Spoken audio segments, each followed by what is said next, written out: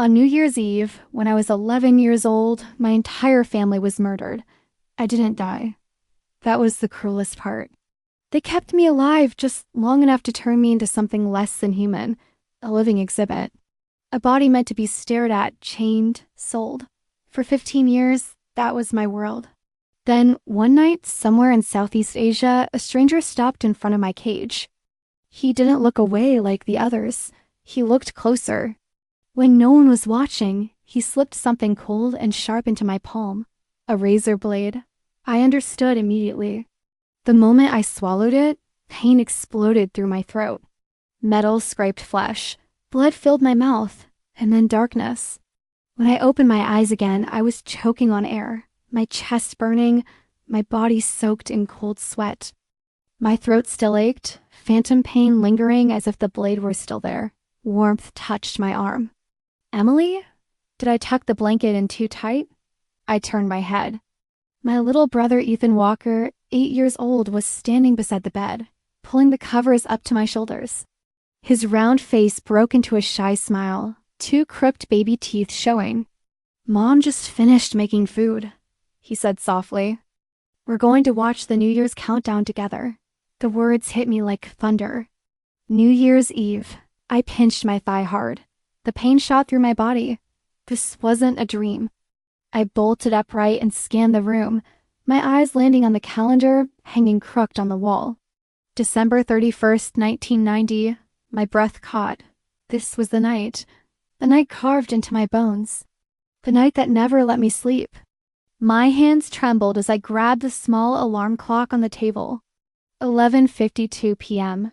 Cold crawled up my spine, replacing the warmth entirely. Sweat soaked through my clothes. 8 minutes. In 8 minutes, the men who destroyed my life would knock on our door. Our house sat deep in the mountains, miles from the nearest town. Back then, the only road cut straight through the forest. My father, Michael Walker, worked as a forest ranger. He'd turned the first floor of our home into a small roadside convenience store. On snowy nights like this, travelers sometimes pass through, and my parents always helped them. Hot drinks, instant food, a place to warm up. That kindness had led the monsters straight to us. I stood there shaking, staring at the clock, my heart pounding so hard it drowned out every other sound. 8 minutes to change everything. 8 minutes to save them. Or watch them die all over again. The house went dark the moment I flipped the breaker. The television cut off mid-sentence. The living room fell silent. "What happened?" my dad called from downstairs. "A power outage." On New Year's Eve? My grandfather frowned at the blank screen.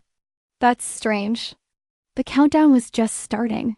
I didn't answer. I didn't have time. I grabbed Ethan by the arm and pushed him toward the stairs. Upstairs, now, he stumbled, startled. "Emily, I didn't take anything. I was just looking." "Go," I said, sharper than I meant to. My heart was racing so fast it felt like it might tear out of my chest. No lights, no warmth, no sign anyone was home. If the house looked empty, maybe they would leave. That was the only chance I had. Dad was already heading for the breaker panel. "It's probably just tripped. I'll go check." "No." The word ripped out of me before I could stop it. Everyone froze. They turned to look at me confused, irritated, uneasy. "Emily," my mom said carefully, wiping her hands on her apron. "Don't say things like that on New Year's Eve. It's bad luck." I stepped in front of the stairs, blocking the way down. "No one goes downstairs." "Not yet." My dad chuckled, trying to lighten the mood. "Hey, kiddo." "It's just a power issue." I swallowed hard and forced myself to breathe. "They're coming," I said. 2 men, one bald. One with a beard. They're wearing heavy jackets. They'll say they're just passing through. They'll ask for food. Silence. I could feel everyone staring at me now. "That's enough," my mom said, a trace of worry creeping into her voice. "Where did you hear something like that?" "I dreamed it," I said. "But it's not just a dream." The clock on the wall ticked loudly. 11:56 p.m. 4 minutes left. Before anyone could say anything else, the sound came. Knock, knock. It echoed through the house like a gunshot. My dad's smile disappeared. My mom grabbed his arm. From outside, a voice called out, calm and polite. "Hello? Is the store still open?" Another voice followed. "We're just passing through. Haven't eaten all day. Could we buy something warm?" I felt my legs go weak. Every word matched exactly. No one spoke. The knocking came again, louder this time. "Anyone home?" We can see the lights were on earlier. Ethan clutched my sleeve, his small fingers shaking. "Emily?" My grandfather stood up slowly, his face pale. "Michael," he said quietly. "The kid's description, it's too specific." Dad looked at me. For the first time, I saw doubt in his eyes. He moved toward the window and carefully pulled back the curtain. A pickup truck sat just beyond the gate. Two men stood in the snow, one bald, one bearded, both wearing dark winter jackets. Dad's face drained of color. "Stay quiet," he whispered. "Everyone." Outside, the men knocked again. Harder. "Please," the bald one called. "It's freezing out here. We just need a few minutes." Inside the house, no one breathed. The countdown on the clock kept ticking. And for the first time since I woke up, I thought, maybe, just maybe, I had changed something. The engine outside didn't start. That was when I knew they hadn't left. Minutes passed. The house stayed dark. The snow kept falling. Then the lights flickered. Once, twice, and snapped back on. Warm yellow light flooded the living room. "No," I whispered. Dad came up the stairs, rubbing his hands together. I checked outside. Didn't see anyone. Must have been nothing. "Go relax." My stomach dropped. Outside, the pickup truck's headlights flared to life. Almost immediately, the knocking returned harder, impatient now. "We can see the lights are on," the bald man called. "Open up. We're freezing out here." Dad's shoulders stiffened. He didn't answer. Instead, he grabbed the heavy iron tool he kept by the door. My grandfather picked up a metal rod, his limp more noticeable now as he positioned himself at the foot of the stairs. Mom stood upstairs by the window, her hands shaking, flowers still clinging to her fingers. I crouched near the front entrance, my breath shallow, my eyes locked on the door. Then, bang! The gate rattled. Again. Bang. "They're trying to force it," Mom whispered. The bald man's voice turned ugly. "Open the damn door." "Don't make us do this," Dad shouted back, his voice steady but strained. "We've called the police." "Leave now." Silence, then laughter. "You really think that landline still works?" The bearded one sneered. "We cut it a while ago." My blood ran cold. The door shook violently. With a final crash, the metal gate gave way. The bald man stepped inside first, axe in hand, steam rising from his breath like something dragged out of hell. "Seriously?" He laughed, kicking aside the wooden boards with nails embedded in them. "You think this'll stop us?" I waited. Too soon would get me killed. He took another step and screamed. His foot landed square on the hidden board buried beneath the snow. Long nails pierced through his boot. He dropped to his knees, howling. "You pieces of..." The bearded man rushed in to help him. That was Dad's opening. He swung the iron tool with everything he had. The blow missed the man's head but slammed into his shoulder, tearing flesh. Blood splattered across the snow. For a split second, hope flared. Then movement. From the pickup truck, a third man stepped out, tall, quiet. A scar like a centipede crawled across his face. Scarface Jack. Before anyone could react, he was already behind Dad. The rope snapped tight around Dad's neck. Dad choked, clawing at it, his face turning red then purple. Mom screamed. My body froze. I saw it again, the same image burned into my memory from the first life. No, not this time. I moved. I ran straight at him, screaming, driving the knife into his shoulder with everything I had. Scarface Jack roared and loosened his grip just enough. Dad collapsed forward, gasping. We dragged him back inside and slammed the door shut, locking it with shaking hands. Inside the house, chaos reigned. Dad was bleeding, Grandpa was down, clutching his side. Mom's leg was injured. Outside, the men were still alive. Still breathing, still laughing. Sirens were nowhere in sight. The house fell silent except for our ragged breathing. I looked around at my family hurt, terrified, alive, and I understood something with terrifying clarity. This wasn't over. Stopping them once wasn't enough.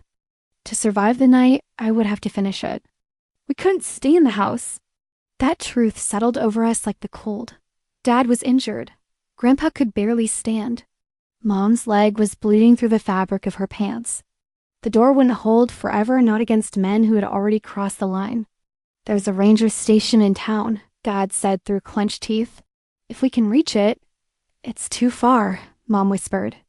By the road, they'll catch us. I already knew that. There's a shortcut, I said. Through the forest. Everyone looked at me. The forest behind our house cut straight through the mountain arrow, steep and buried in snow. It was faster. And it was dangerous.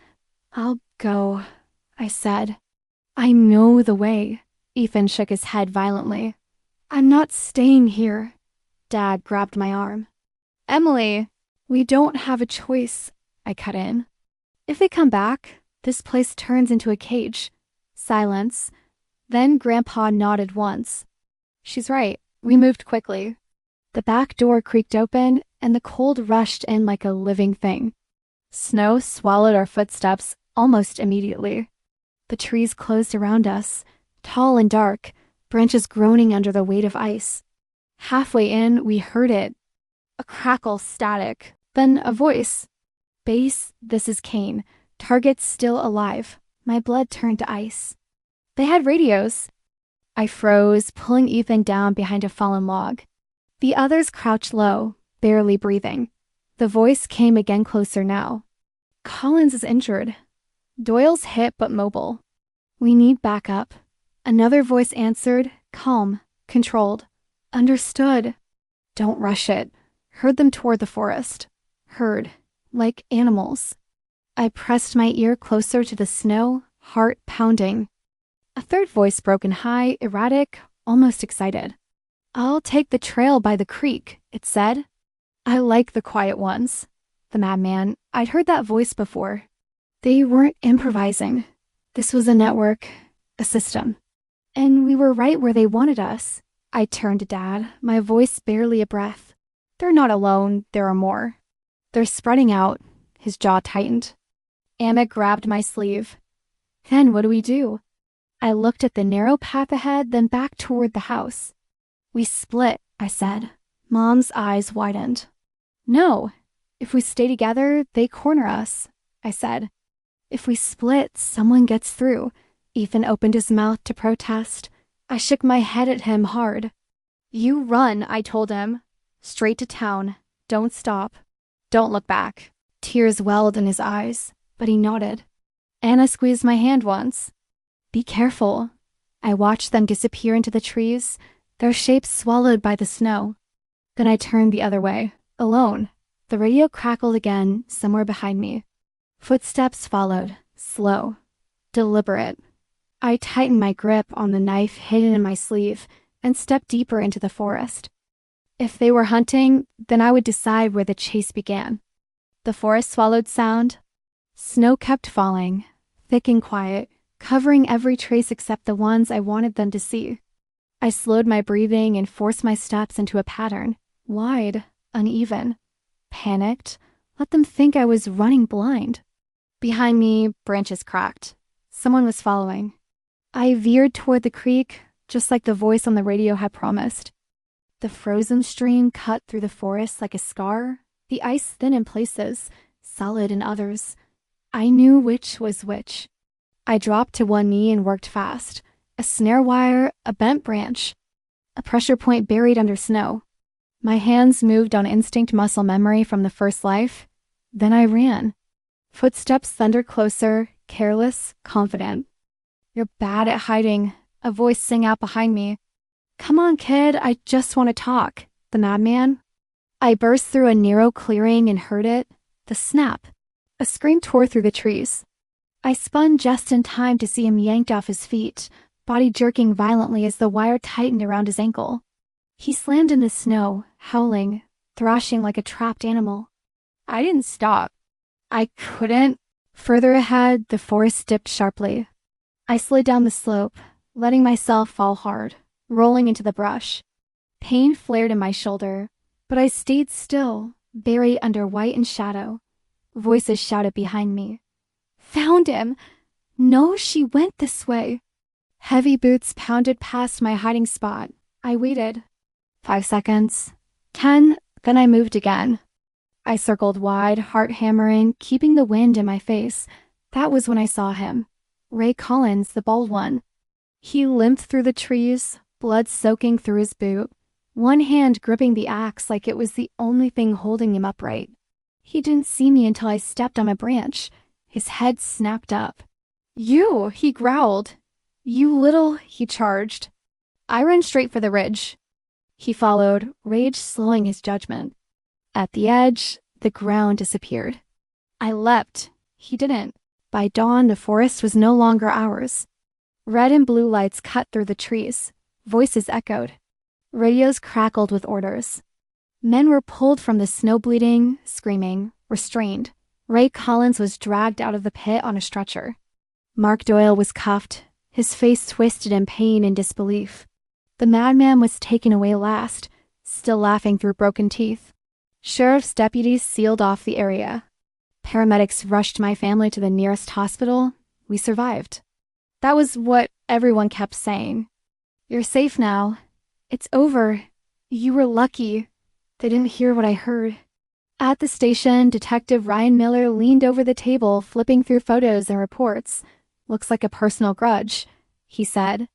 David Wong planned it. Money problems. Jealousy. He cracked and hired the wrong people. David Wong sat in the holding room, head buried in his hands, shaking so hard the bench rattled. He confessed quickly. Too quickly. He cried. He begged. He blamed grief, debt, desperation. Everyone believed him. Everyone except me. Because monsters who plan massacres don't panic like cornered animals. They hide behind them. Weeks passed. Winter loosened its grip. The scars faded, but they didn't disappear. People in town brought casseroles. Teachers checked in. Neighbors watched us with a mix of pity and awe. I went back to school. And that was when I saw him again. Thomas Grant. He stood at the front of the classroom, smiling softly as he handed back graded papers. Calm, polite, concerned. Emily, he said gently, if you ever need to talk, I'm here. The room smelled like chalk and coffee. My hands went cold. Because I remembered him standing at the edge of the forest that night far away, barely visible in the snow, watching. I started paying attention. Too much attention. Thomas Grant never spoke about the incident except to comfort others, never blamed David Wong except in vague terms, never asked questions except the right ones. And one afternoon, as I walked past the faculty office, I heard his voice through a half-open door. Low, controlled. Don't worry. It's handled. I stopped breathing. I didn't confront him. I didn't tell anyone. Instead, I did what I'd learned to do best. I waited and I prepared. Because evil like his doesn't end when the blood dries. It just learns to hide better. Thomas Grant was arrested on a quiet afternoon. No sirens. No spectacle. Detective Miller didn't make a show of it. He simply asked Thomas to step into the hallway, then read the charges while Thomas listened without interruption, his hands folded, his expression calm, almost relieved. The recorder hidden in my backpack captured everything. The dates. The names. The instructions he thought no one would ever hear. When they cuffed him, Thomas didn't look at me. He looked at the floor. At the trial, the truth finally settled into the room like dust after a collapse. David Wong testified first, his voice shaking as he described the threats, the manipulation, the choice he'd never really had. The hired men followed, each confirming the chain that led back to one person. Thomas Grant. The jury didn't take long. Guilty on all counts. As he was led away, Thomas turned once, just once, and met my eyes. There was no hatred there, no anger. Only emptiness. Justice didn't feel loud. It didn't feel triumphant. It felt quiet. After that, life began again slowly. My family moved out of the mountain house.